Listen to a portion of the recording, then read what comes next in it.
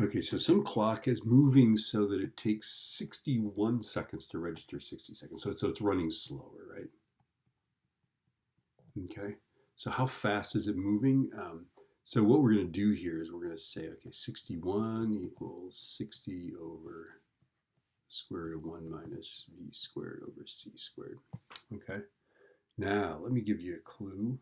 Okay, when you solve this, these formulas are kind of marvelous this way, right? When you solve this, you always end up with the velocity being the speed of light times the square root of 1 minus small squared over big squared.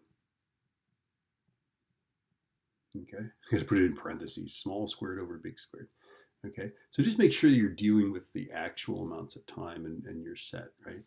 So the velocity is going to be the speed of light times the square root of 1 minus 60 squared divided by 61 squared. Just try it. Okay, I can do this. Square root of 1 minus 60 squared divided by 61 squared.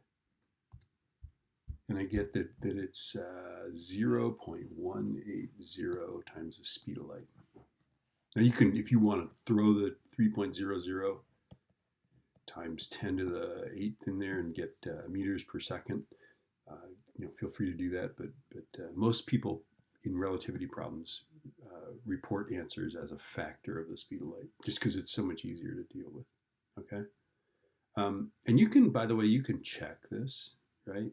Now, once you've gotten that answer, it's easy to check. Does it work? Can I go 60 divided by the square root of 1 minus 0.180 c squared over c squared? Does that work? Let's try it. 60 divided by square root 1 minus the answer I just got squared. Sure, that equals 61. Yay. Okay, so but just remember, the solutions to these look kind of like, in a lot of cases, just like the formula itself, right? It's got a very similar form to it. That's because these are relativity formulas. You'll see that too when you get to the relative velocity thing as well.